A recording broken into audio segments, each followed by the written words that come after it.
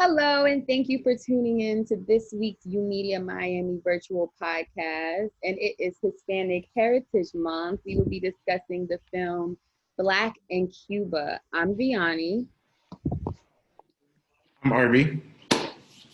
And Chris Miller. So we're so excited to be watching this documentary. The teens voted on our Instagram that they wanted to watch this film. So we know that some of them have started school, most of them have started school and are working. So that's why they can't be in attendance today. But we hope to talk to you about it in this space or virtually. Just DM us and tell us how you like the podcast. So we're going to get into some details about Hispanic Heritage Month. So what is it?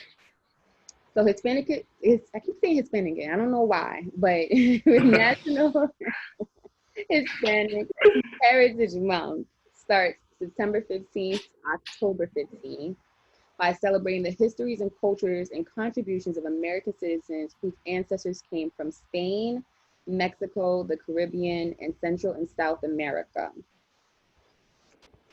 So yes. We have some terminology that we wanted to discuss and just clarify. Because I know personally I get a little confused whether to call someone Hispanic or Latino. So I found a definition online that explains that. It says Hispanic is a different term that refers to native speakers of Spanish or have Spanish speaking ancestry.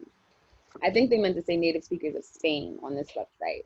While Latino is more frequently used to refer generally to anyone of Latin American origin or ancestry. So now you hear this buzzword Latinx. Does anybody know what that means? Anyone want to jump in, or I could just say it? About the difference between Latinos and Hispanics? Well, I said that one, but what about Latinx? Have you ever heard anyone call themselves Latinx? Oh, well, to that, just really quick, and also to the Hispanics and Latinos, one thing that I do know is it's not necessarily what part of it has to do with what language, the country uses, but the reason being is because of what colonized that country, that space. So if it was taken over by the Spain, Spanish, colony, then you would be considered Hispanic if your country was dictated by, the Spain colonizers. And then if you, on the other flip side is the Portuguese colonies that took over a lot of places in Latin America. And so they would be called Latinos. So it's actually who took over your country. That's an easy way to understand that. I didn't know, so I called back home in New York. I called someone Hispanic, and they were offended. They're like, "No, I'm Latina." I said, "My fault. I didn't know." And she tried to explain it to me, but that's a much simpler way for me to understand and really just get it. So what about Latinx? Does anybody know what that means? Nah, I've heard of it, but never I think it's somebody who may be I'm gonna leave it alone because I definitely don't know. So no, I've heard of it, but I definitely don't know. Okay, so Latinx is a person of Latin American origin or descent. It's a gender neutral or non-binary alternative to Latino or Latina. So it just makes the term gender neutral pretty much. And the last term is Afro-Latina or Afro-Latinx. So it's a more recent adaptation of the phrase Latino for anyone who chooses to remove gender binaries from their identity.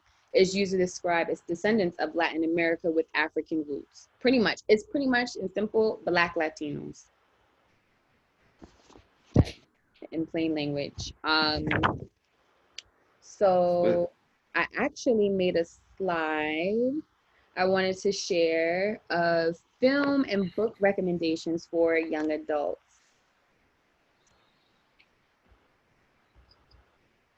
Before we jump into the actual discussion. Let me see. In the words of Chris Crow, let's go. Okay. So some movie and show recommendations are Selena, classic. All teenagers can watch it. I think it's pronounced Icaros or El Caros. It's a documentary. The Los Graduates. You're gonna have to help me out with this Spanish because my Spanish is not that good. But The Graduates. That's a PBS documentary, and it's really good. And Real Women Have Curves. Just talking about, a coming of age film of a young teenage girl, and she is obviously thicker and curvier, and trying to fit into the society standards of beauty. Some other documentaries and shows to watch are on my block. That's on Netflix. That's for ages 15 and up. One Day at a Time. You have Ugly Betty. Soy Cuba is a documentary that's great. So some new shows that are coming out. Well, actually, new documentaries. You have The West Side Story is being remade. It comes out December 2020. And In the Heights, it's about the Dominican community in Washington Heights. That comes out next year sometime in 2021. But you have the classic musical Rent that's teen friendly, as well as a show called East Los High. I put West Side Story up here because we did watch that film for one of our podcasts. And we had a lot of critiques about the original film, and there's been a lot of think pieces that were written about it, just saying that it told the stories of Puerto Rican or New Yorkers in a very stereotypical lens for that time period when it came out. I think it came out somewhere in the 50s. But now Steven Spielberg is remaking the West Side Story, and he said he's going to get it right this time. He actually had some Afro-Latinos in the film and people who are actors who are actually of that culture, because there was a lot of other cultures playing brown space in the original. Yeah, which is crazy. So I think it's good to watch the old one and compare it to the new one and see if Steven Spielberg does get it right, especially if you are of that culture. Definitely. Yeah. Has anyone seen any of these films or shows? No. I saw a piece of On My Block. It was pretty cool. I gotta finish it though. Gotta finish it. I'm not good at finish a series on Netflix. It's a really good show. I love that show. And some young adult books I wanted to recommend. So you have With the Fire on High. It's about a teenage mom in Philadelphia who loves to cook, and it's a coming of age story. It's really good. I'm reading it right now in honor of Hispanic Heritage Month. All of Us with Wings. You have Felix. And then here's a whole list of other comics, books that you can rent out, all at the Miami-Dade Public Library. The House on Mingo Street is a classic. And Love and Rocket X is a very well-known comic series. So that is all I have. The Vienna Book Club. I know. There's a lot of books. There's a lot of movies that are coming of age stories, but they're rated R. And that are really actually good. But unfortunately, because it's teen space and we have to keep it PG-13 and 14, that's why I didn't include them. But there are more movies with these narratives out there. Definitely. That's lit. Yeah. So I guess we can go into the movie review, right? I think we all saw Black in Cuba. We all saw Black in Cuba. The first thing we have to talk about is to share any films that we watched this week. Yeah. Regarding Hispanic Heritage Month, or just any? Either or. If you watch a film or a movie regarding Hispanic Heritage Month, or if in general something just caught your eye, what are you watching? I'm gonna let Chris go first because I gotta figure out the name of it. I gotta pull it up on my Netflix account because it was a really good movie. But I'm gonna let Chris do that one first. Oh man, what was the name? We watched it. I know we watched Incredibles too. My daughter. That movie comes. We play that at least once a week. Really? I need to watch it. That thing, it's on repeat. Which, thinking about it, they do need a Spanish main character in there. They need they got the black and white. Now they just need a Spanish.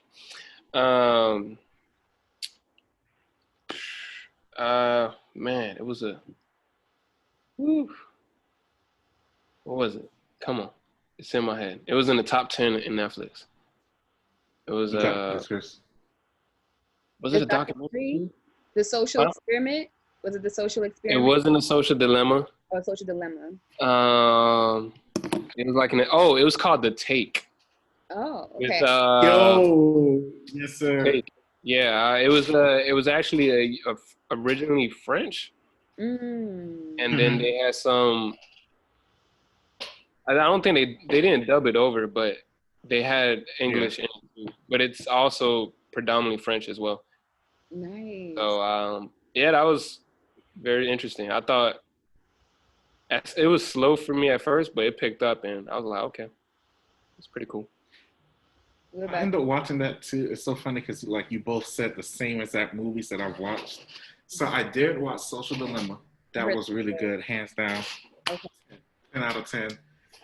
But it was nothing new. But like I don't want to spoil everything about it, right? Because like I can kind of read both ends. Like, okay, yeah, we're taking information and like basically using it against people. But at the same time, like, how else are we supposed to advertise effectively, like as a business owner? So like, I guess it's like whatever end of the gun you're at, like you just kind of, I guess it just depends on what end of the gun you're at. The Take, I liked it, but the only thing is like I couldn't even put subtitles on it because everything was in French. So like maybe 70% of the movie was in French and the other 30 wasn't. So you're just trying to figure out like, okay, why are they shooting at each other? Like, I'm just trying to figure it out. But other than that, it was pretty good. I was just a little confused on a lot of parts. What about you? I binge watched Lovecraft Country. Love that show. Love it. And I'm a big fan of Journey Smollett and the whole Smollett family. So I definitely wanted to support. Have a lot of great actors. It's based off a fantasy novel, so I'm curious. I like to read, so I'm curious to read that novel and see what it's about, and if they did it justice with the show. I also have been watching Married at First Sight. I like reality TV. That's my guilty pleasure. So I've been catching up on the New Orleans season, and I started rewatching Death Note.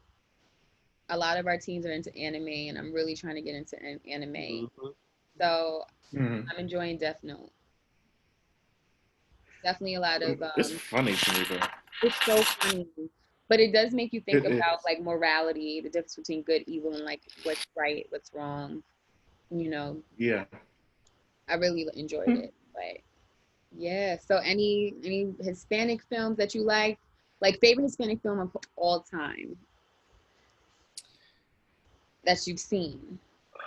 I haven't seen a Hispanic film, but I had a very interesting experience like this past weekend. So I spent the past weekend at like my girlfriend's house. She's Cuban and her grandma lives with her.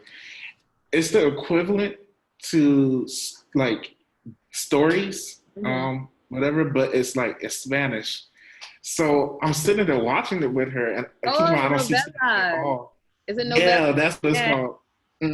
So I don't know what they're saying, but the grandma is like translating it to me. And when I tell you they have some wild story plot lines, people died, and then 2 years later they came back. They really didn't die before the boyfriend was with the sister. I was like, whoa. It's like it is crazy. Like if you speak Spanish, it's just like, oh my god, it tops every American like drama ever, for real. And then like even the way they shoot it is so funny because there's the reaction, they're like even when it's like so animated and just the camera angles like zoom, it's hilarious. Like if you want a good laugh but also a really good story plot, you gotta watch those things. Like it's really funny. You need to watch them. Does Telemundo count? Yeah. So yeah, it was on Telemundo. That's the funny part about it. I don't know favorite all time. I know one that was very impactful. It was actually about a documentary about Fidel Castro and this news reporter. It's a documentary. He was one of the only news reporter that got intimate access with Fidel Castro. And some of the info kind of relates to Black and Cuba, which I'll dive in a little bit later. But yeah, I forgot what it was called. I think it was called the Cuban and the anchor, or the cameraman, Cuba and the cameraman, or Fidel Castro and the camera, something like that. If you just type it, I'm not gonna lie, I low key like that document better. But if you type it, it's the Cuba and a news reporter that had very intimate connection with Fidel Castro, and it was crazy. It was like, it was a documentary, but you could feel the suspense, you could feel the and what was really cool is that this was over a span of 3 decades, I believe, or over 4 decades. It's a long time. He kept filming, and he stayed in touch with three families that were in Cuba, and you get to see like the changes. And man, it was eye opening for me. And I'm gonna save some of it for later. But yeah, that was one of my all time favorites. It's called Cuba and the News Reporter, or the Anchorman, something like that. I gotta write that down. Check it out. Definitely worth. If you enjoyed Black Cuba, or even if you didn't, it's worth watching. It's really good. And then one last one that it's not predominantly Spanish, but they do have Spanish roles. Is the movie Crash. Oh, okay. You guys ever seen the movie Crash? It's actually coming from the lives of different ethnicities. So from Black, white, Spanish, even from Middle East, and you see how everyone crashes. Like that movie has always been. It's really good. Like, what do you mean crash? Like, look it up. Like sleep. It's really good. Yeah. It has a lot of famous actors in there. Because Zoe Saldana, right? Did you say that Zoe Saldana? Isn't she in Crash? It's called Crash. No. Isn't Zoe Saldana in Crash, or no? She's not. Is who? Zoe Saldana, or no?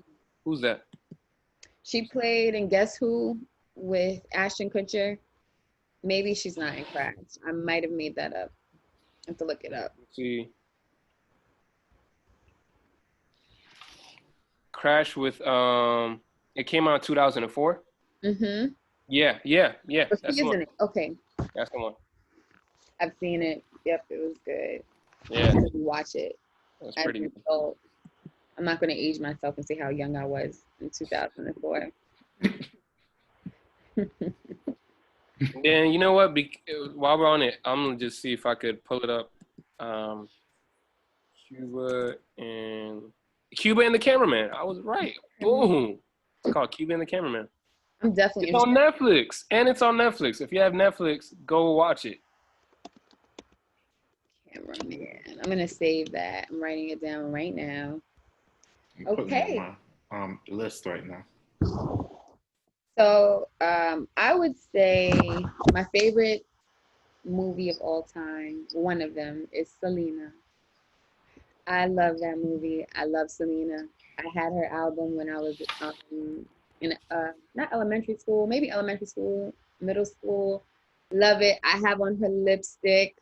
So Matt came out with a Selena line, just so you guys know, and I rummaged all of the Macs in New York just to get my hands on it, and I finally got it from a friend in DC who found it because it sold out instantly.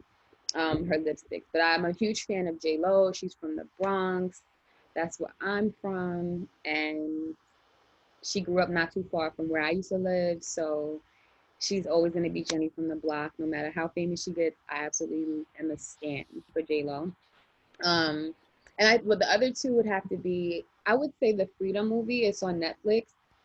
Frida Kahlo is one of my favorite artists. And they have a movie she was played by Selma Hayek. Absolutely beautiful.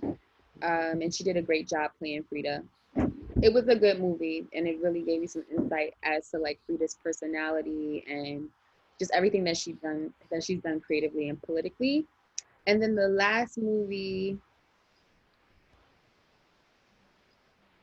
It's one of my favorites. It takes place in Spain. It's called Vicky Cristina Barcelona. It's a Woody Allen film. They say it's PG-13 online, although I wouldn't rate it PG-13. I would give it a rated R, but it is PG-13. And it's about two college students, both in graduate school, both very different outlooks on life. They pretty much go to Spain for a summer, and their whole outlook on life has changed.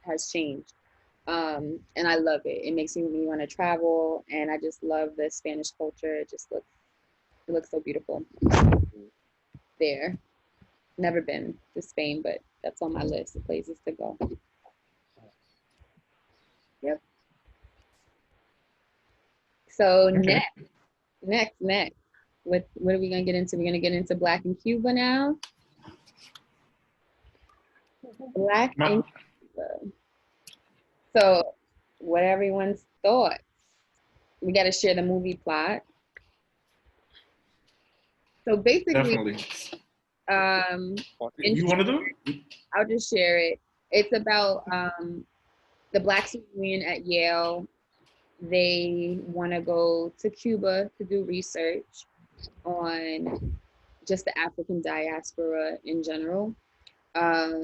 And so they decided to go there to Cuba and learn about the various parallels between being Black in America and also being Afro-Latino or Latino, Latinx, however they identify.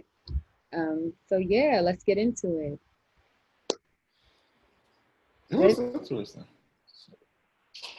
So our initial thoughts? Initial thought. So initially, upon watching it, I was like, okay, let's go. After watching it, I'm not gonna lie, I thought it was garbage, you guys.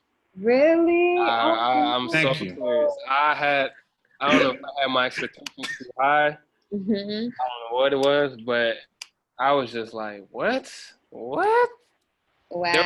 There was still some parts that I liked that they showed, and I'll talk about that. But overall, I gave it a thumbs down. I was like, yo, like, some of the information was just not accurate. And I just thought it was going to be, I thought there was going to be more of a story. It seemed more politically driven, which I get, politics is a big part of it, but it seemed like like instead of trying to tell the story, between, and it didn't even get to like how Afro-Latinos got there, and it didn't talk. There's a lot of history that was not mentioned, but it just seemed like it was trying to promote socialism as the answer of how Black people could be free, and I thought it was a little one-sided. I was like, oh, okay, I see what they're talking about, but yeah, man, I thought it just went way. Right. Yeah, it wasn't it for me. There was some good parts though, and I love what they showed, and I'll talk more about it, but I was like, yo, this ain't it. I'm glad Chris opened that door, because I was definitely going to be like, oh, it was a good, no, it wasn't it. You, Chris. I agree, because it was, and like me, I'm very interested into politics, and there was a bunch of holes in like why socialism is better than capitalism and what sort, but we're never going to get into that. But yeah, I feel like the name was so different from like what really happened in the movie and well in the documentary. So I mean, it was a lot of information. Like I didn't even know, like the guy who was the route planner for the March on Washington was a communist, and a lot of like civil rights icons sought political asylum in Cuba. So that was a pretty interesting fact, and I think that's why like Cuba ended up facing like a lot of embargoes and the things like the U.S. is like completely cut ties to them because they were on two different pages. So that was really interesting to see like that point of the civil rights movement. But overall, I think they should have gave it a different name, because it was just like really contrast with the name and the message of the movie. Yeah, I wouldn't have called it Black and Cuba. Well, I mean, communists in Cuba, or Black and communists, something like that. I just feel like I was misled. I thought this was going to be something more of like a story, which they at some points they touched on it, but it's like it was, I don't know. I have the complete opposite opinion, but we all are gonna take a lens. I loved it. I'm not gonna say it's the greatest documentary ever, but I definitely loved it because it changed my outlook on a lot of things. And I guess we'll get into that soon. Like with Fidel Castro, for example, growing up in school, I never heard anything about him doing anything in a positive light in the American school system. I always heard he was a horrible person, the equivalent to Hitler, like all these negative things. So I was very intrigued and interested in learning. I'm interested now in learning more about him. So I'm going to watch that documentary you suggested. And it kind of sucks. I think you're watching it from a lens because you've seen maybe that great documentary, the Cuban. Not that, and yeah. And also, I think funding has a lot to do with the production value of the film because it was filmed back in 1992. They released it in 2013, and also you can tell that they really didn't have a lot of funding. They barely have funding to even go to Cuba. So I think also taking that into consideration, I'm like showing whoever created this a little grace, like the group, a little grace. I have my thoughts on that too, and definitely I gave it some grace. We could talk about like the cinematography. I could tell. I was like, yo, that was a little confusing too, but I get it. I got it. All right. Yeah. So normally we go into the full breakdown of the documentary or movie. This is our first documentary I think we've watched. So it's in the flow of this film podcast is going to be a little different. But let's start with the beginning of it. Let's just kind of like break down the beginning, middle, end. I took some notes. Really quick in the beginning, I love, so they start off with everyone's opinion about Cuba and Fidel Castro, and I love what they did there. You got to see really raw people's thoughts. Yeah. And you got to see the contrast. They did this on purpose too. So I give that some editing, some props for that between people who were white and people who were black. Right. You saw there was a little bit of similarities, but then you also saw a big contrast, a difference between what they thought about Cuba.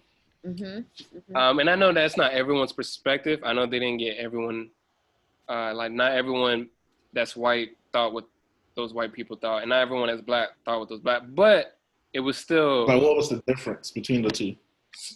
So with the whites, right off the bat, it was like, yeah, it's, it's a bad place. Cuba, it's a bad place. It's terrible, evil. One actually answered pretty good and said, hey, I'm not educated enough. I'm not going to speak on it. Yeah. Good job. Say it again. But then when they started interviewing the black people, you started seeing more, there was a few that was like, yeah, it's not the best place. It's not perfect. But there was more of a appreciation for some of the history there in Cuba and what it stood for. And though acknowledging that it's not perfect, but it was more of sympathy. And I think what it tied to is like, hey, there's some suffering that we could relate with. And so you can see that sharp contrast between the two. And that was interesting. That was pretty cool. Right. And it did help me understand, like, people, I don't know if they really know the history of this country like that. I like how they had a man who was a part of the Nation of Islam. You could tell, like, his face lit up when he talked about Cuba and, like, Assad Shakur, and he just paid so much respect to that country, which was nice to see. It kind of like foreshadowed some of the topics that they were going to get into by having that little, comment from him. I think a good part about it was too in the beginning was the perspective from black people, their thoughts on like Black people start on other Black people going to like Ivy League school to like Yale and Harvard, and people were like the way that they kind of made it painted was like, oh, can we say now? I'm gonna try to the word like you're a traitor, like you really don't know, like Uncle Tom in a way, like you've been trained to be Uncle Tom and like that. I'm like, I guess like you can look at it that way. So like it was really interesting to see like, okay, not only like are Black people in Ivy League schools are being doubted by their colleagues and their peers, but even by members of their own community. So that was pretty interesting to see. Like you'd think they'll be proud like you made it into an Ivy League school, but everyone has a different opinion. There was that good clip they showed within that too of like when that dude said, yeah, I realized once I got there, this ain't really built for me or something like that. And he was like, and all the pictures on the wall.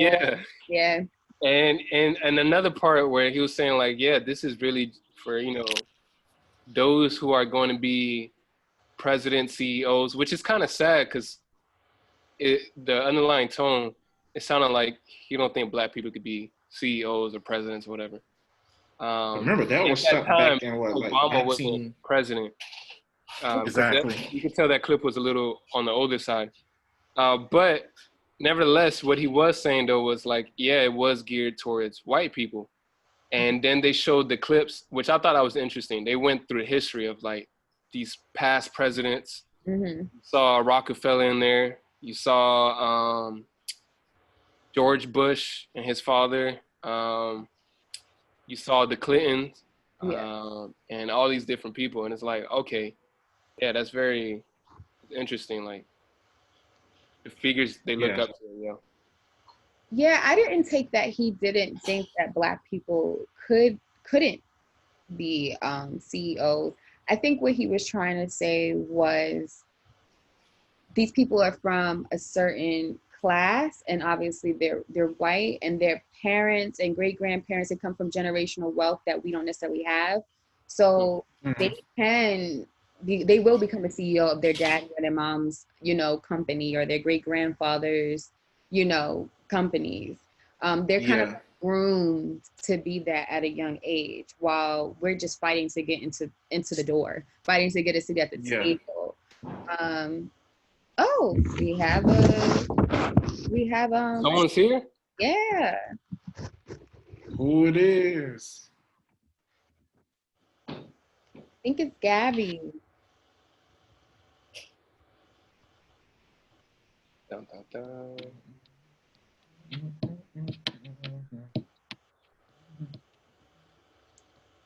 Hey. Hello. Hey. What's up? What's going on? Graduating. That girl done graduated. I know. I'm in college now. How's it feel? I just want to say hi to you guys. Hey, Gabby. How you doing? How's good? It's good. How's the out of school life? I mean, unless you're in college. Yeah. It's all right here.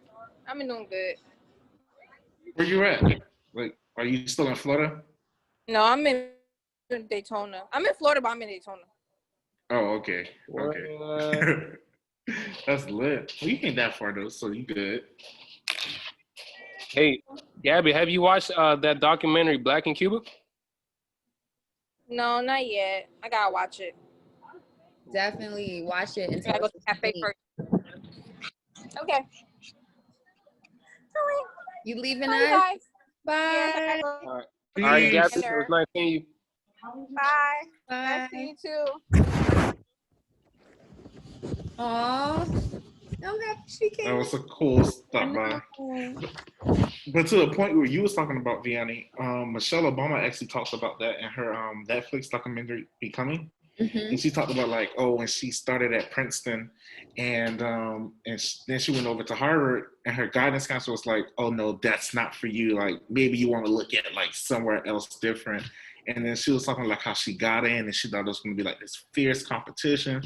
And then she realized, she's like, a lot of these people don't even really belong here. They're just there because their dads went there or their uncle built the library or something. So it was really interesting, like how those two kind of tied in together.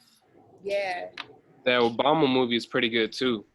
There's a couple about him and Michelle, but the one about him on the come up in school, his college days, bro, you should watch that one. I'm gonna watch it. Oh, it was wilding. You get to see Obama. You know, he attempted to do It the was wilding. Well, some people consider that or not. Yeah, but I definitely. So what about the middle of the movie? The middle. So I'll just say going into the middle, I do like how they gave you the history, like once they get to Cuba. So they actually, well, I guess we could talk about that. The school wasn't trying to give the Black Student Union money to even do research in Cuba. So that's a prime example of like where they felt the money should go to. Like, oh, you got into the school, just be grateful, like figure it out on your own. So they had to raise money to go to Cuba, but of course there were restrictions, and luckily there were somewhere in the fine print that you can go to Cuba if you are doing research. So that's how they were able to go. And once they got there, they started to take tours and really see like the history of Cuba. And I like that portion of it going into the middle of the film because there was just a lot that I personally didn't know. I didn't always understand why we couldn't go. I always thought Fidel Castro was a bad guy, and this completely opened my mind to the true story. And I like that they really push the narrative that there are Afro-Latinos. And I think you hear that terminology a lot more now. And some people identify as Afro-Latino, some don't. They just say, I'm Latino, Latina. I don't have to identify with the Black, but I know I have Black in me. But those who choose to and speak out about it on Instagram, I respect, because there are a lot of discrimination in the community from family members telling me or friends telling me. There's a lot of colorism and underlying self-hatred, and they want to combat that, You're talking about in the Spanish community? Yeah, in certain, I'm not going to say as a whole, but it is there. It is. It's there big time. I'm sorry, I'm going to let you finish. Oh, no, because of colonization. So I definitely respect, like, my Afro-Latinos and Latinas out there that are really embracing their natural hair, that are really embracing that they are dark-skinned, but they speak Spanish. They didn't grow up on soap operas that, Black Americans may have watched, or if they are in America, or, certain TV shows, they may have grown up on novellas, but they're darker than me. But they have every right to claim where they're from, whether it's Cuba or any country that they come from originally, ancestrally. But it's crazy because, to be honest, some people they like the idea of like, oh yeah, no, in the Spanish community, man, we treat one another right, no matter what skin color you are. And there's that idea like, we Spanish people, we're not like the Americans. It's not like white people and how they treat Black people. But to be honest, what, man? Let me tell you, it is there. And you could go to both Spanish, the darker skin, they get it. Racism still exists. And in the film, I don't know if they caught that or whatever, but that Black guy that he was like, he was predominantly in the film, he was sharing his story from Cuba. He shared his that story about he was stopped by the police there or whatever. And I was like, hey, you can't do this. You know why? He was sharing his story of how he experienced racism. And I don't know if that was caught. But it is, I'm not going to say, there's two sides though. There is a degree where, like you heard that they had they made it a law that it's illegal to be racist or to do racist stuff like that after Fidel Castro took over and whatnot. But that doesn't really stop the racism. We've seen it with our own country. Like, hey, we got rid of the Jim Crow. Doesn't mean racism is not going to still be, because people's hearts are still messed up in that way.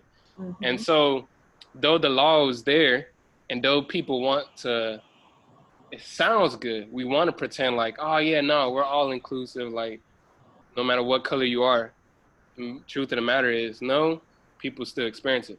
But one thing I would say though, what I love, and you touched on it, was I love that they did show the black side of Cuba. I loved it because I'm not gonna lie, within that about being that racism is that I've seen certain people when they do talk about Cuba or or even other Spanish countries, even Mexico, and a lot of those films that you showed earlier, a lot who's on the cover are light-skinned people, but they're black Mexicans. There's like dark-skinned Colombians and Mexicans, but you don't see them as advertised. It's not as attractive, I guess, for these directors in their opinion.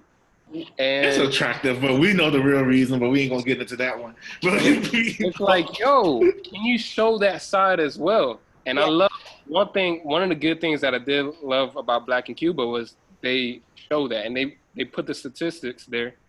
I think it's still about the same. Like, yo, 60% of Cuba is black. Like, right? You can't. What? That was shocking. How are some of these music videos or these folks trying to show Cuba, and they only show, like, especially when they show the wealthy parts, it's only white people inhabiting the land. It's like, yo, that's off. Let's see it for what it really is. So I appreciate that they did that. So. Definitely. And do you want to share your background and your experience? I hate to be that. I feel like I'm that teacher that's like, oh, the one black kid in the room. Like, what do you think about slavery? I just did that. I didn't mean to. But, you know, you're speaking from a place where I'm just noting it because you're speaking from a place because you are of that community and you grew up somewhat in Miami. I know you're from Connecticut too, but in Miami is extremely Cuban.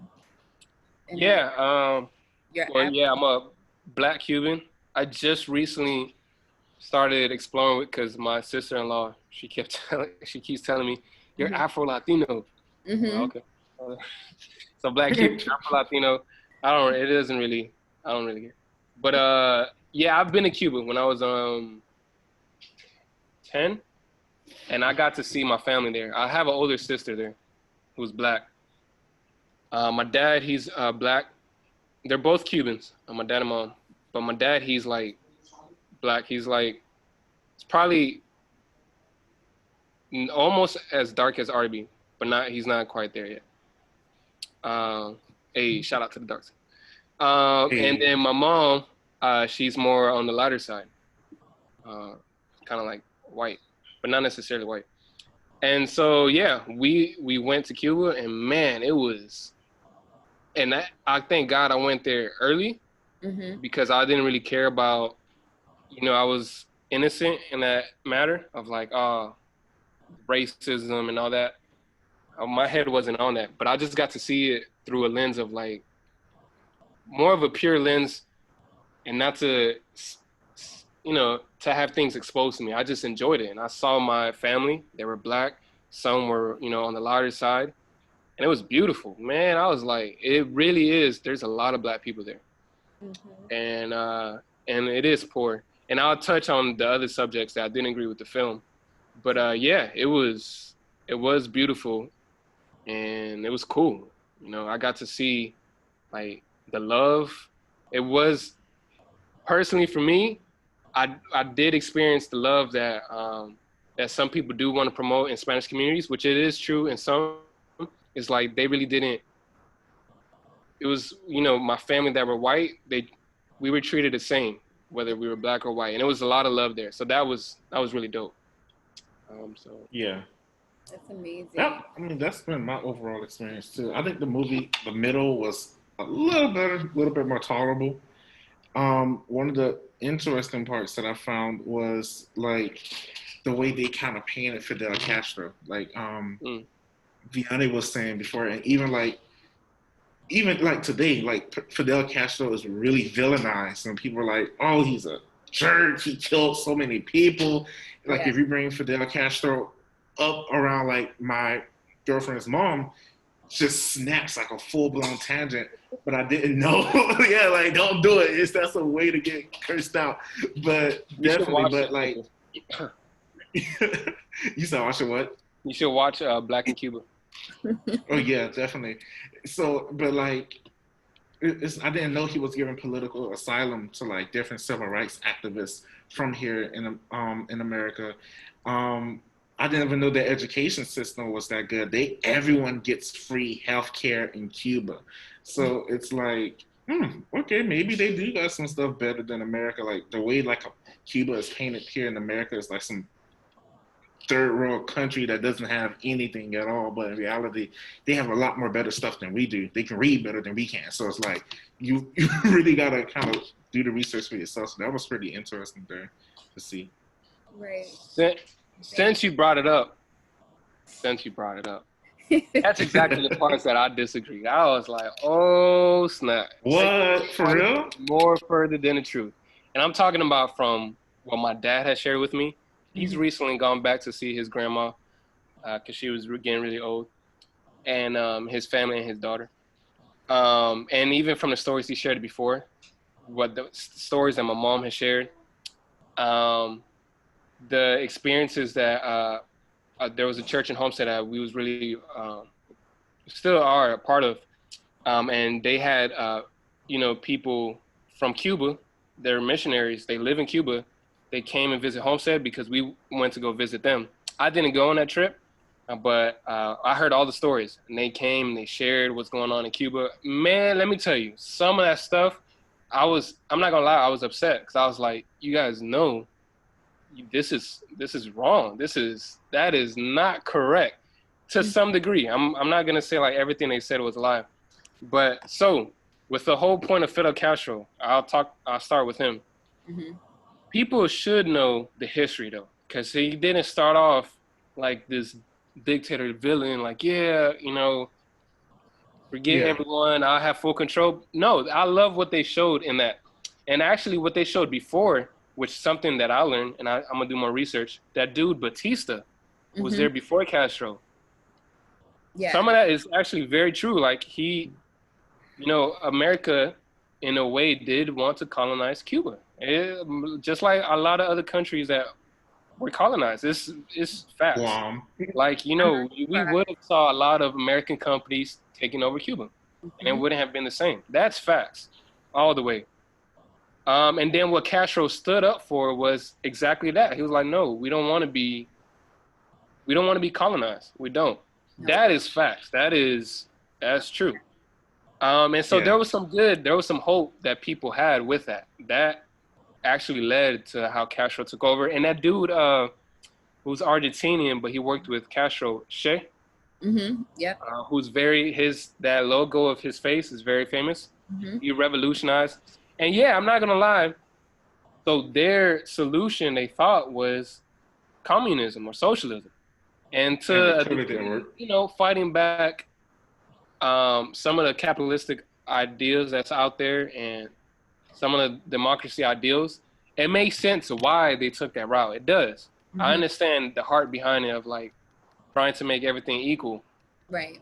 But they win, they do it, and they find out what it actually consists of and what actually happens. And I could tell you, there's a reason why people want to leave Cuba. My dad and my mom, they both escaped Cuba. They left. There's a reason why people say, I want something better for my life. Like, I'm gonna, they touched on this too, and we could talk about it.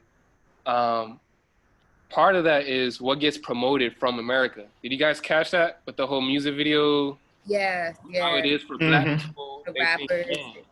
You guys want to talk about that?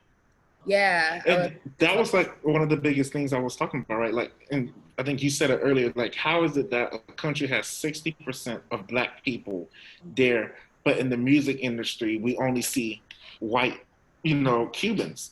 Not to say that there's anything wrong with white Cubans, but like, it doesn't represent the main demographic that comes from that country. And it's so crazy because as well too, like, and that's why I really had a problem with this movie, because and I think the guy from Islam, he said it too, like, Cuba is the one place Black people can go and be free. No, people in Cuba don't even feel free. That's why they come here. So it's like, they try to make communism and socialism like the answer to all of our problems. And it's like, no, the economy is not growing as fast as we are. So they have their pros, but there are a lot of cons that, you know, comes with those pros. So, I mean, I get, yeah, I don't know. What you feel about it? I agree with what you just said, but I also have to think about the time period. I have to really know the history throughout.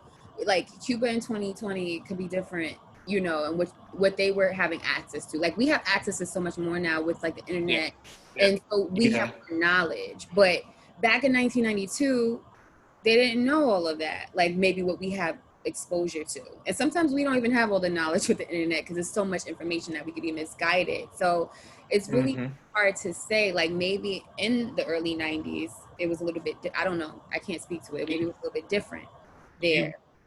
No, you bring up a good point. Has the times changed? Drastically. And that's exactly what I was going to get into. And before I get into that, though, that I like that piece they shared about what they make it seem like. I don't know if you guys caught that. That was pretty deep. I love that because that's a whole nother conversation about the music industry. I love what they touched on there. How they made it seem like in some of these pop music and hip hop, whatever, that Black people, yeah, man, we got it. We living it out. And then you look at the owners of these music industries, the top they're not Black, and they're actually being pimped out, or like Kanye West is saying today. And we could say that for a whole nother. I would love to talk about that, the music industry. Let's go. Yeah. Oh yeah, please do. It's like a modern day slavery in a way, where it's like actually these people, you think they're flaunting all this cash and stuff, they're actually broke. They're in debt. It's prop money. And yeah, it is. And then, but it's leading people to believe like, oh, they got it. And it's promoting America to be like, that's the place where it's at. There was some truth to that. There was a lot of, that part right there, they snapped. Cause I thought of you both on that part. I was just like, oh man. What? Chris and Harvey, I was like, I know they're gonna say something about this because it's so true. Real. Yeah. A lot of people. And that same kind of brainwashing, believe it or not, is even happening here in America. Yeah. Like, not every Black person is light-skinned with the, with the nice long curly hair. No, like we out here nappy with it. Like that's what it is. So you can't. And I think that's like a really good lesson to like all of the teens, maybe the ones who are watching this podcast. Like, you cannot believe everything that you see on TV. You can't believe everything that you read. It's all altered for this bigger picture that we just don't know about, and that have you thinking really messed up about life, and especially like a certain country. So that was like pretty interesting to see. Right. And it was kind of cool, and it's so true how that they touched on a little bit afterwards when they share that. Is like how you can see the culture from America bleed into these other countries. And it's like now people want to, and now I'm not saying, by the way, Cuba been had the music and they had some Afro beats going already. But I'm talking about like the culture of like the grills or the fashion and stuff, and even the taste in certain things. You could see it. And it's like, oh, it's specifically Black people too. They were talking about that. It's like, that's what we gotta try to attain to or whatever. Especially when they interview artists in Cuba, the rappers. So that was pretty cool. And one fact check, really quick. I don't know why did she say that? Where she said, it was like, he seems really pressed about that. I was like, why did she say that? It was like when they said, yeah, man, we want to, make some music. We want to go over there, go to the studio and make a music video. And then she made it seem like, oh no, you can't do that in America. I was like, that's not true. You can come to media and do it. Right. Get a library card. What? I was taken aback by that. I was like, they made it. Once again, a lot of misinformation. They try to make it seem like America was just as bad as Cuba. That you don't have the I was like, yo, that's totally false. But there was a bit of they want low key promoting like. Anyways. So, well, you know what, Chris? I agree with them. I agree. Oh, I agree because, like, if I wanted to take my camera and go to Brickell and just start shooting a music video, we would be shut down that very instant. Like, that's not happening. So I guess to an extent you can just like walk out on the street and shoot a music video and don't have to worry about pulling the permit or being arrested. Right, because that was my initial reaction too. Like, what? You can, like, you could just come to YOUmedia. Haha, I made that joke in my head.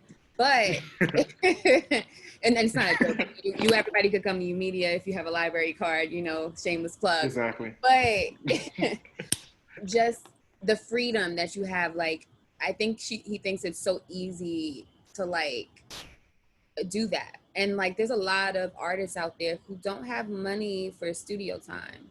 Yeah. Like my dad, my dad's a musician, so he pays a lot of money for his studio time, and he takes that time very seriously. Like they have to work because it's limited time. You got to pay for that. Also, like if he wants to do a film, he has to raise up the funding on top of his funds. And you know, if you go on the street, you may get shut down. There's like, as a Black person in America, it's not just so easy that you think like because you see us on the screen and you see Jay-Z throwing stacks that you're going to just drop this music video and then you're going to blow up just because you're in America. Yeah. I think that's what you're trying to say.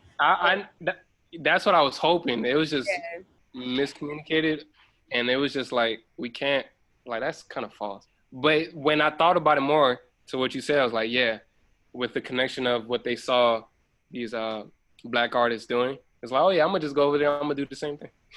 Mm-hmm. Like, and you know what's so funny about that as well too, like even with like the Cuban community or the Hispanic community, the Latino community, when it comes to like entertainment, they have their own market, like literally just by themselves. Like like I was saying, like with the TV shows earlier, like I never even heard of it, but the fact that it's on TV, it looked at so high quality in production, even though like some of the shots was highly animated and the reactions was highly animated, it was like almost watching like a Tyler Perry skit almost. Like that's how precise in the timing and shots it was. And I was like, dang. And I kind of felt bad about myself because I'm like, I'm low-key racist. Like I didn't think that they could put up a show, you know, just as good as ours. So like that's again like one of the, I guess, brainwashings that you hear, and Joanna's giving me a look that I am too loud, but that's some of the like brainwashing that you get in America. Like, you know, America has the best entertainment industry ever, and no one can compare it to us. But in reality, like other markets are giving us a run for our money, and quite frankly, are doing better, like really much better. Sure. Yeah. And so, I'm gonna just continue on the point, following the trail with Fidel Castro. But yeah, I do think a lot of people they sleep on, and not these music industries. They know because they know where the money is at. They don't sleep on the Spanish market. That market is actually bigger than the English market, the American market, because they actually buy their albums, not just streaming. Bring it up, but that's for another day, another conversation. But with the whole story of Fidel Castro, so yeah, Viana, what you said earlier, what you said was right on point. Times have changed. They have. Was it pretty good when it started out? Yeah, they had, and one of the things they had was they were a little bit more open. There was more tourism allowed. The U.S. didn't put so much restrictions. So there's some merit to what they're saying, especially with how the U.S. put some restrictions on Cuba, whatever. Though they still allow people, they had that rule of like, you touch the sand, if you were able to come over here, you swam or whatever, kind of like my parents did. Mm-hmm. Okay, we'll give you some time over here and see if you could be in the process of doing your citizenship or whatever. Mm-hmm. But no, to that point, why did my parents try to leave Cuba is because, and this was in the 80s. Yeah, this was in the 80s going into the 90s. So it was the late 80s, I believe, or early 90s. I got to double check. I think it was late 80s. Because it was bad. It was bad. They described it. It was not, though they weren't colonized, yes, but the dictatorship, it did evolve to something else. The control did evolve to something else, and it wasn't as free as people thought it was going to be. And so that's why I was like, man, I was kind of, they should have showed that side. They should have been real in that to show it. And not to say that Cuba is the most horrible place, but the truth is a lot of people do seek escape because it's not as freeing. And I'm gonna just give 2 examples. One being politically. The same way, you know how Batista, he was like literally killing people who wanted to be free from what they were trying to colonize. They do that now in reverse. It's like now if you try to seek democracy, they will shut you up, they will lock you up, and they will kill you. Right. That's facts. That's real. Yeah. And so it's like in reverse. It's like, wait, hold on. We thought we wanted this, and then now we're gonna fight for this, and it's like no. And you become the very same thing that you were fighting to rebel against. You literally become the oppressor. And so my dad and them, they peeped that, and it wasn't suitable, and especially not only to that degree, not only politically, but faith and even certain religions, which is very interesting. Like you're not able to preach from the Bible, especially if you talk about Jesus, publicly, because you will get locked up and you will get persecuted for that. So when I spoke with the church that came from Cuba, and when our church went there, even our folks, they had to be very careful. They had to tread lightly, because if they did something wrong, and this was a couple years ago, they would lose their visa card and they would be stuck in Cuba. I did not know that. Yes, like Yeah. very strict. What's the national like religion? You would lose your rights to travel back to the United States, and they could hold you captive. So what's the national religion? Well, Catholicism is Christianity, but is it just no religion in general, or is there? It's especially Christianity, but I think they associate it with America and a democracy, and they feel like, hey, if people start preaching this or believing this, then it's going to be more like America and a democracy. I think that's some of the thinking that happens, but I don't know, for whatever reason, they don't want that preached. So they have to do it in their houses. They have to have services in their houses. And it's just like in some other parts of the country, I was like, yo, that is crazy. They can't go public with it. So research it. I promise you, these are facts. But last thing is the economy and how they're performing. Literally, you go to the grocery stores, and there's other free documentaries you can look up on YouTube about what's going on in Cuba, especially today. There's no food on the market. There's hardly any chicken or meat. Like when those people came from the church, we gifted them with, like meats and whatever, because they didn't have that in Cuba. And part of that was because of the restrictions that's held, and there's no trading going on. I was gonna say but it's also the economy is just falling, and it's getting really bad. So people really they don't live as freely there as, they would like to. So, Obama made a pretty good, I try not to get political, but he was having this town hall maybe like 2 years ago, and he was talking about like economic growth and the difference between America and Cuba. And like the pros of communism is like, yeah, now you have the resources. So for some of those who don't know what communism is basically everybody has the same. So if I was to get $100 right now, Vianney has $33.33. Chris has $33.33. So the great thing about that is we all have the same shared amount of resources. So we can get free healthcare, we can get better education. But the con to that is that nothing grows. Everything stays the same. So like Chris was saying that as well too. So if you go over there right now, if you was to time travel back to 1950 and look at Cuba, and then, fast forward and go over to Cuba here in 2020, 70 years later, it looks exactly the same. Really, nothing has changed because there's no growth. There's no room for innovation, and you starting your own company and becoming a billionaire while somebody else may become, a millionaire, so everyone is on the same level. So it's like, do you want free healthcare driving the 1950 Chevy, or do you want to be in a Maserati, you got to pay for your own bills? I don't know, but I guess But it's not just Cuba, by the way. This is like, so I've known people coming from Venezuela, and how that recently has turned out, and it's like it's the same story. It's like at first what the lead, I forgot what's his name. Was it Raw?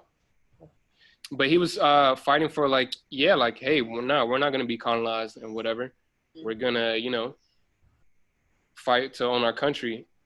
But then the way it flipped is just like, hey, and talk about police brutality, and it's not necessarily against black people. It's just people who speaks out politically against, that they get killed, like they go missing, and it's this, I don't know, that dictatorship. It's something that I wouldn't want to be under. Personally, I wouldn't. But like Vianney, what you were saying though, it was different from when Castro first came in. There was a difference, and people don't know that side though of when Castro first started out, and that's what I think people should be educated. Is like, okay, how did he start out though? Like, let's get into the full history. Definitely. See, this documentary, even though it wasn't the best, to you both, it does make you unpack a lot. And there's a lot of like points that they hit on that really makes you think. Even, and I guess after this we can start going into like the end of the film, but just talking about what imperialism has done and colonization, like getting into that conversation. In the documentary, they had some facts that I didn't know, like the U.S., when it was trying to colonize Cuba, or when it did colonize Cuba, it's for the increase of profits of American companies. So you started to see Coca-Cola and Ford and everything that dominated the island. And it said that U.S. companies own 40% of Cuban sugar lands, almost all of the cattle ranches, 90% of the mines in mineral concession, 80% of utilities, and practically all of the oil industry. And also the military was sent over to Cuba. And I didn't know about Thomas Palma, I think his name is. He was a president in 1802. A lot of Cubans can't speak for everyone, but they think he's a traitor because he decided to represent the American interests over the interests of his people.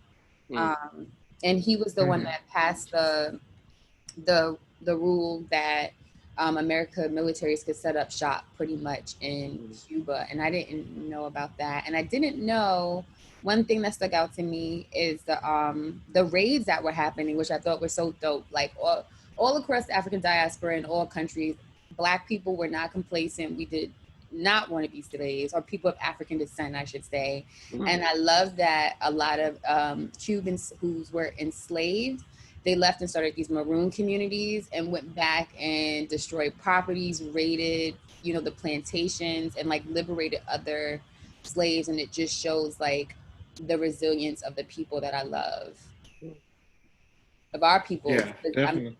We're all brothers and sisters at the end of the day. And I like. kind of wasn't shocked. Yeah, I kind of wasn't shocked, especially like for those who like may remember like how that whole war in Iraq started.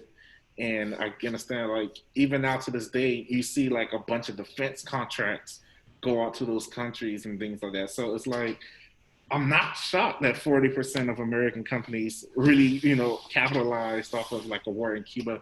And also to that same fact too, the Spanish-American War, that allowed us to like really colonize countries like Guam, really dig deep into like Puerto Rico and other small little countries as well. So yeah, I think imperialism and colonialism like really destroyed a lot of good countries that had potential, and that's America for you. Yeah, that's the sentiment that I understand and I empathize with, as far as like, and I'm not gonna lie, a lot of that does have to do with like white supremacy. I'm just keeping it It's 100. True. Yeah.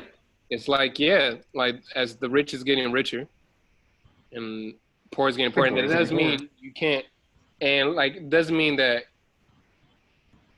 it's not perfect, and people get to choose, and some definitely could say like we do favor more of a democratic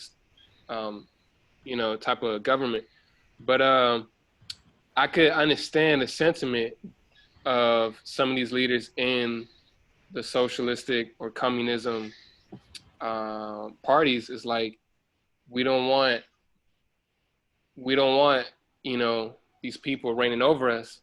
But it's like, it seems like the answer is like, okay, but if they're not going to reign over us, then who is? And what ends up happening is, like, when we try to make it equal, we just, from history, we just know it doesn't work out. Right. However, I do know that the new term Marxist that's been coming up, though it's old, but it's new to a lot of people. Yeah, it's the idea of like stripping some of that power from those at the top. I don't, some people view it very negative, and I try to view it not from a politically standpoint, but as just a human rights issue. They talked a little bit about that, as far as like, hey, some of these things that's going on, it's just a human rights issue. And a lot of people do get labeled, though, to a political party because they're trying to fight for, like, hey, this needs to be, like, yeah, like, I'm gonna just talk about it in America. As far as like some of these Black Lives Matter leaders, some of them are definitely, they'll tell you they're Marxists or whatever. Some may not be, but just because I'm fighting for equality within Black lives doesn't mean I'm saying, no police at all, forget the government and whatever. But you get labeled as a Marxist, you do stand up for Black lives, because people don't agree, like, why are you trying to, and it's like, yo, it's not even political, it's a human rights issue. It's a human rights issue. Yeah, we kind of did that to ourselves, right? In a way, like, there's a way that you have to like market these kind of things, and Martin Luther King had it right. So like, before the March on Washington, if you really pay attention to a lot of his rhetoric, jobs for the Negro, opportunities for the Negro, but then he got smart and he said, wait a minute, let me go to Washington and I'm gonna start quoting the Constitution. I'm gonna start quoting some of the American icons and what they say about liberty and the pursuit of happiness. So now it turns it into, or do you really hate me that much that you're going to be a tyrant to your country? Or are you going to help us and uphold the Constitution that you love so much? And I think like that's what we need to do, like even now in 2020. And like whoever was saying that on the documentary, like this should be looked at as a human rights issue. And other countries should be getting involved, like how the U.S. get involved in Iraq and Cuba and want to start, making people vote and do a democratic way. That, again, are you going to uphold that same energy that you have to other countries and help us out? Or are you going to be a hypocrite and a tyrant to the World Organization and just keep letting things go on as it is? But another point that I had, and I kind of lost it in making this last point here, and it's going to hit me when I don't need it, but I'll let y'all proceed. Yeah, I'll try to help you out. Okay. One last thing, can I share one last thing? I know we have to end it, but what you guys both were saying, RB kind of piggybacked off what you said, Vianney, about some of the facts of these companies taking over, and it would have been the case in Cuba if they didn't fight for that. One thing I would say about that, it is true. We see McDonald's not only in America, we see it internationally taking over. We see Coca-Cola taking over. We see these American companies like taking over. And one of the things that does get lost, I believe, is the culture of that place. It's like, hey, what's the culture of, when I go to Cuba, what's the Cuban culture? I don't want to see. I don't want no Happy Meal when I'm in Cuba. Right. I want the Cuban culture. No chicken nuggets. Yeah, well, I'm for real. Like, we better not be no McDonald's there. But if you want to think about it, like Julio's Burgers. I don't know, whatever. But one thing I do respect, and I agree with that sentiment, is like, I don't want to lose the culture there. But I do believe like socialism may not be the answer. So it's like, because this is going to the end, because they were talking about, okay, so what's the answer then? And I was like, man, I do believe there's a way where I like the little clip they showed towards the end, I think it was Obama saying like he wanted to make it more open or whatever. I do think some of these restrictions do need to come off. I think there do needs to be relation, but I think we need to allow Cuba and those in Cuba to make their companies. What they do? You know, so let's start trading so they have the resources, but let them make their companies. Let Cuba do its thing. That goes for some of these other countries as well. Not saying that there can never be an American company there, but I think there should be like some type of law to reserve what's that country's, you know, culture, because that could get lost. And so the ending of the film now. So you kind of like led into the ending of the film, Chris. Any final thoughts on how it closed? Or it could be, if you don't have any thoughts on the ending of the film, maybe the character development. Did you see, you know, what did you see in the students who went there, like before they got there to once they left? Did you see any type of growth with the characters? Didn't really. I feel like they started off misled and they ended up like in a deeper hole. Like, no, this is not the answer. Don't see. And to me, I think I didn't see too much development, right? I think they're just so tunnel vision on like what they wanted to believe. Like, there's no way on earth you had to walk the streets and see the way that the streets look, and seeing like the cars that they drive, and like go to the grocery stores and have like the full Cuban experience over there, and think like that was the answer. No, it's definitely not the answer, like at all. So it's the fact that they wanted to see what they wanted to see, and they just blocked out everything else in the bigger picture. So I didn't see really any development. Yeah, it was a bit one-sided, and I thought they could have definitely shown the other side. But though there was some good points hit, there was also a lot of true points missed. And so that's why I thought I gave it a thumbs down after the point. But like you said, Vianney, it did bring up good discussion, and we still learned something. Yeah. And though the quality, that too, I overlooked it right from the beginning, because I could tell, okay, this is going to be, these are students, you know? These are our students putting this together. Not to say that they couldn't put a Hollywood film together, but it was more of like a student project. And it was better than what I could do. But, well, actually, I don't know. But, you know. You got media, you know, we know how to hook you up. You know, Right. But, that's what we do here at YOUmedia. They should have came to YOUmedia. We could have helped them out, you know? Yeah. Hey. Right. But yeah, it was, you know, yeah. YOUmedia Havana, that'd be late to see. Yeah. So I just want to, you know, preface this video for anybody who's watching this and say that this video was very political. You know, as county employees, we cannot talk about our political views. We're not out here saying we're not endorsing any presidents or any politicians, none of that. Strictly when we talk about politics during this documentary, it's about this documentary, because it was brought up within the documentary. I just want to clarify that for anybody that's viewing. But as far as what I thought of the movie, I really enjoyed it. I think I'm willing to rewatch it. I also was very emotional because of the Breonna Taylor news and Black Lives Matter. So I was already in an emotional space. So watching it, I was just like, I just love my people. I was like extra emotional. So I think taking a couple of days away from it and then definitely stepping back, I am willing to watch it again. It just makes me proud to see a different narrative, that people in the 1990s were talking about the African diaspora and Afro-Latino.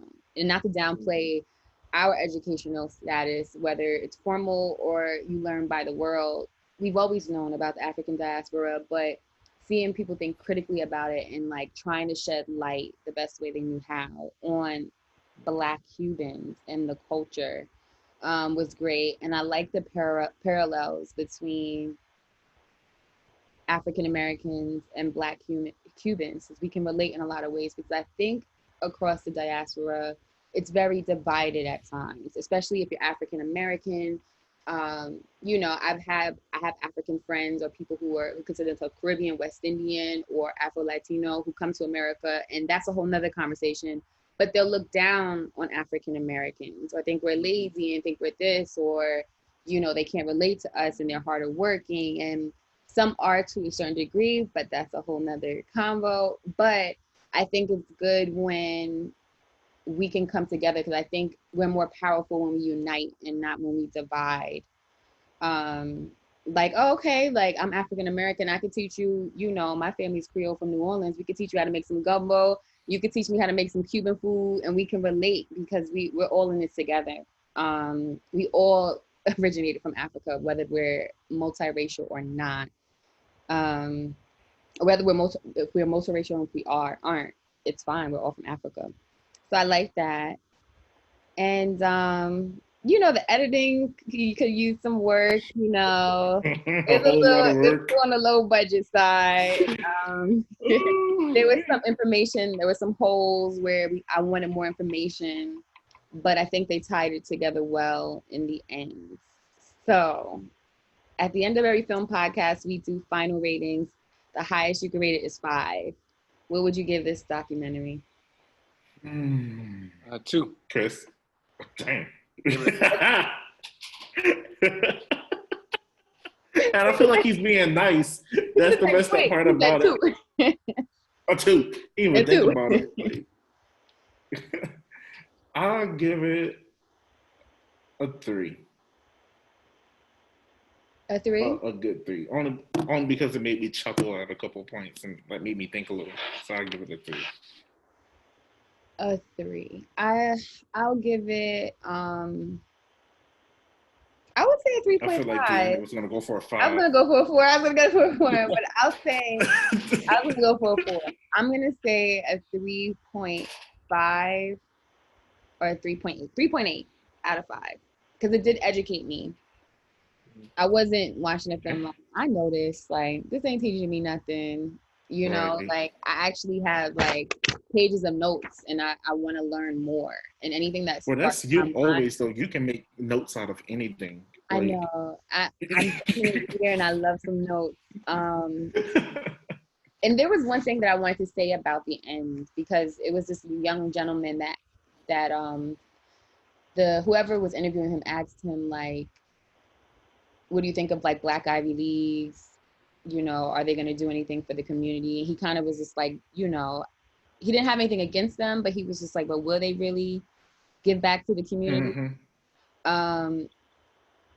And yeah, there are Black elites who are quote unquote Uncle Toms, and they would turn their back on the community. But a lot of people who go to Ivy League school, especially Black people, they don't all come from a silver spoon. Like, we don't have generational wealth. And all of my friends who went to the, you know, the Browns or like, you know, the Harvards and all those schools, they all work in the school system, like in underserved communities, like one-on-one with these kids, like pouring into the communities what they learn. They volunteer, they're very active. So I think that is a misconception that I want to dismiss. Like, look at Michelle Obama. She came from humble beginnings, and she went to Princeton, and she had to fight over there. And look at who she is now and what she does for the community. So I'm all about everyone supporting each other. I'm not pushing everybody and all the teams to go to college, because there's other alternatives. College isn't for everybody,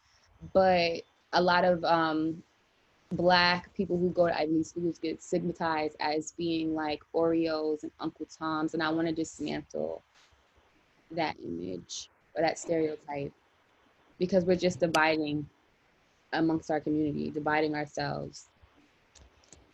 But yeah, and so yeah, 3.8 for me. One last thing I want to say, before I know we got some announcements. Yeah. Is that we're at church. What was her name? We at church, right? Something Shakur. Who saw Alam over there in Cuba? Mm-hmm. What's her name? Asada Shakur. Asada Shakur. There you go. She's still there. Yeah. Oh yeah, Asada Shakur. Really? You see this podcast, and then go ahead and leave a comment. And but real talk, I would one day love to I want to go back to Cuba, and you know, there are some dope parts in Cuba that could be explored and stuff. Though I know it's not, you know, the best right now, but there's still some cool parts there. So, take it. Well, speaking of announcements, for those who are still in school, like Gabby, and you need a little bit of help with your homework and some tutoring, here at Miami-Dade Public Library Systems, we actually have free virtual tutoring for you guys. So I'm not going to pull it up, but if you go to our website, mdpls.org/tutor, you get all the information about that. Usually we do this in person, but it's all virtual. So you can go there, your parents, they can sign up and they can request a weekly tutoring appointment, and you'll get like a free 30-minute tutoring session with a certified teacher that's going to make sure that you get everything close to right as possible. And boom, that's it. So got to end 2020 with a good year and some good grades. So, And we also have another announcement. So as you all know, there's a library card contest going on where they're asking teams to submit their designs for the Miami-Dade Public Library System new library card. So that deadline has been extended to October 3rd. And for all information about tutoring or the contest, you can go to Miami-Dade Public Library System website and you'll be able to find more information. Or you can DM us on our Instagram, YOUmedia Miami. that is lit. And yeah, also while you're there, I'm also looking at my my church program. No, but make sure that you follow us on our Instagram at YOUmedia Miami, and you can actually choose which movie and which activities we do for next week podcast. So don't miss out on that. IG, Instagram, at YOUmedia Miami. We lit. Brother Chris, is there anything else? Yeah, we here's another. Hello, beautiful. Hi. She's just chilling. She's gonna be educating Black in Cuba. All